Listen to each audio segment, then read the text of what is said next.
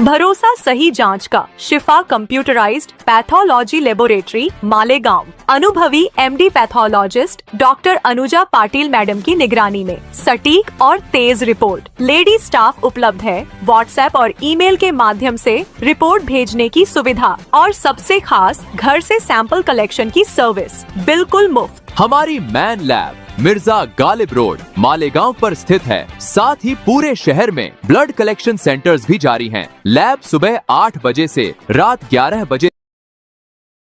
सर्व मान्यवर शिवसेना पदाधिकारी, त्यासोबत सर्व शिक्षक वर्ग आणि पालक वर्ग, त्यासोबत विद्यार्थी, आजचा जो आपला कार्यक्रम आहे शालेय वस्तू वाटपाचा, हा कार्यक्रम आपले महाराष्ट्र राज्याचे शालेय शिक्षण मंत्री दादाजी भुसे साहेब, त्याचबरोबर ज्याने शिवसेना आणि ज्याने शिवसेना आणि स्थानिक पदाधिकारी यांच्या माध्यमातून हा कार्यक्रम आयोजित करण्यात आलेला आहे।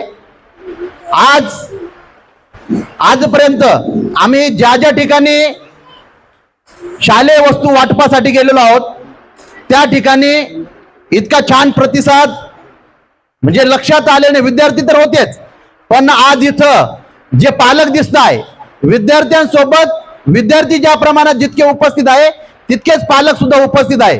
खरोखर आनंद होतो आहे की हा उत्साह पाहून असे लक्षात येते की दादासाहेबांचं जे ध्येय आहे की घराघरापर्यंत शिक्षण पोहोचायला पाहिजे आणि त्याच पद्धतीने पालक वर्ग सुद्धा जागृत झाला पाहिजे। तर आज हे सर्व बघून खरोखर आनंद होत आहे। तुमचं सर्वात पहिले मी अभिनंदन आणि आभार व्यक्त करतो। आज आपण सर्व मालेगावसह, मालेगाव तालुक्यासह, नाशिक असेल, नाशिक जिल्ह्यासह पूर्ण महाराष्ट्रभर शालेय शिक्षण मंत्री आपले दादासाहेबांचं काम बघतो आहे। आजपर्यंत कुठलेही शालेय शिक्षण मंत्री असतील यांच्या मार्फत कधी शालेय वस्तू डायरेक्ट शाळेत जाऊन वाटप झाले नसतील। त्यांना काय योजना आणायच्या या शाळेच्या माध्यमापर्यंत फक्त पोहोचवत असतील, पण आज आपण बघतो आहे की प्रत्येक शाळेपर्यंत स्वतः साहेब असतील किंवा साहेबांच्या माध्यमातून पदाधिकारी असतील या शाळेंना भेट देत आहे आणि सर्व शिक्षण कसं चालू आहे, त्यासोबत मुलांच्या शिक्षणाची जबाबदारी असेल, त्यांची मध्यान्ह भोजनाची व्यवस्था कशी आहे, शाळेची व्यवस्था कशी आहे, शाळेला सर्व व्यवस्थित चाललंय का, त्याच्यात काय काय कमी पडतंय, हे सर्व आपले साहेब, शिक्षण मंत्री साहेब आपल्या पदाधिकाऱ्यांच्या भेटीगाठी घेऊन त्यांना विचारपूस करून शिक्षकांच्या माध्यमातून हे सर्व विचारपूस करत आहे।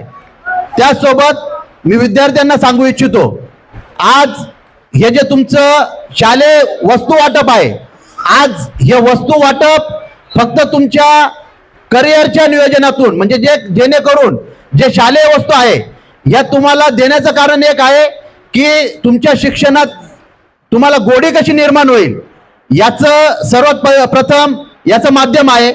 त्यामुळे मी सर्व विद्यार्थ्यांना सांगू इच्छितो की आपल्या मालेगाव तालुक्याचं, आपल्या शाळेचं नाव कसं वाढेल, जेणेकरून छोटे छोटे ज्या स्पर्धा असतात, शालेय स्पर्धा असतात, या स्पर्धेतनं आपल्या शाळेचं नाव किती उंचावर घेऊन जाता येईल, त्याच पद्धतीने आपल्या मालेगाव तालुक्याचं नाव किती उंचावर घेऊन जाण्यात येईल, आपल्या शिक्षण मंत्र्यांचं नाव किती उंचावर घेऊन जाण्यात येईल, हा विचार करून स्पर्धेमध्ये सहभागी व्हायचा आहे।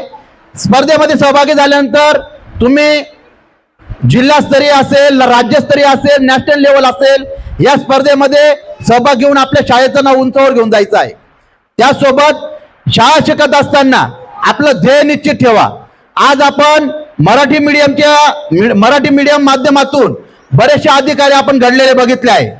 सहसा 90 ते 95% जे अधिकारी घडले आहे ते मराठी शाळेचेच होते। तुम्ही MPSC UPSC पाहिलं असेल, तुम्ही स्पर्धा परीक्षा पाहिलं असेल, तुम्ही पोलीस आर्मी पाहिलं असेल, हे सर्व विद्यार्थी जास्तीत जास्त 90% हे मराठी मीडियमचे विद्यार्थी आहे। हे मला आवर्जून सांगायचं वाटतं आहे। आज आपण बघतो आहे पूर्ण गावभर देशभर इंग्लिश मीडियमचं फॅड आलेलं आहे, पण स्वतः आपले मंत्री महोदय साहेबांनी त्यांच्या लहान नातींना, आविष्कार भाऊ असेल, अजिंक्य भाऊ असेल, यांच्या कन्यांना मराठी शाळा सोयगाव येथे ऍडमिशन घेतलेले आहे. ही आपल्यासाठी अभिमानाची गोष्ट आहे. ही खूप अभिमानाची गोष्ट आहे. आज बाहेर परदेशात पण पाठवू शकतात त्यांच्या मुलांना, पण त्यांनी आज आपल्यावर म्हणजे तुम्हाला विश्वास पटायला पाहिजे याच्यामुळे त्यांनी मराठी शाळेत त्यांच्या नातींचे ऍडमिशन करून तिथं शिक्षण देत आहे. त्यासोबत विद्यार्थ्यांसाठी नवीन नवीन योजना आणताय, जसं की आता आपल्या 15 ऑगस्ट झालं ना विद्यार्थ्यांनो, त्याच्यामध्ये तुम्ही जे आपले भक्ती गीत होते त्याच्यावर तुमचं कवायत झालं का? मजा आली ना? तुम्हाला ह्याच माध्यमातून म्हणजे पालकांनाही सांगतो, आपलं जे देशभक्ती आहे, आपलं राष्ट्रप्रेम या विद्यार्थ्यांना आतापासूनच कळायला पाहिजे.